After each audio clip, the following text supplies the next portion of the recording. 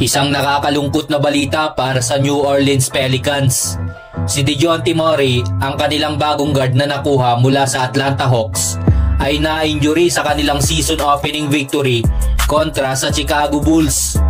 Nakumpirma na may fractured left hand si Murray matapos ang mga pagsusuri at mawawala siya ng indefinite period. Sa kanyang debut para sa Pelicans, umiscore si Murray ng 14 points, 10 assists at 8 rebounds. Isang malapit-lapit na triple-double performance. Ngunit sa huling 2 minuto ng laro, na-injury siya nang mag-attempt siya ng 3-pointer at ma-foul ni Zach LaVine. Kitang-kita sa kanyang facial reactions ang kirot, pero nagpatuloy pa rin siya at nakapuntos mula sa free throw line. Hindi na nagpa-interview pa si Murray sa mga reporters pagkatapos ng laro, ngunit umaasa ang team na hindi siya mawawala ng matagal. Ayon kay CJ McCollum, kahit masakit na raw ang kamay ni Murray, nilaban pa rin niya ang laro.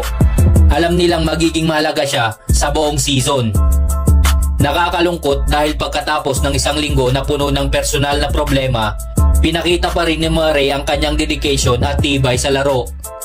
Siya ang pangatlong player sa Pelicans history na may 10 assists sa kanyang debut, kasunod ni Elfrid Payton at Baron Davis.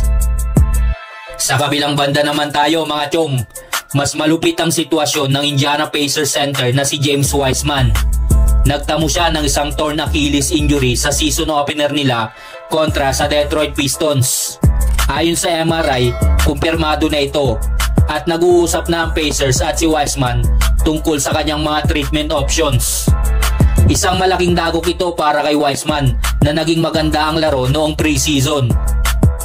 Mayroon siyang 2 taong kontrata sa Pacers at kahit partially guaranteed lang ito, mukhang magiging fully guaranteed na ito ngayon dahil sa injury. Sayang ang momentum na dala ni Wiseman matapos maglaro ng career high na 63 games para sa Pistons last season.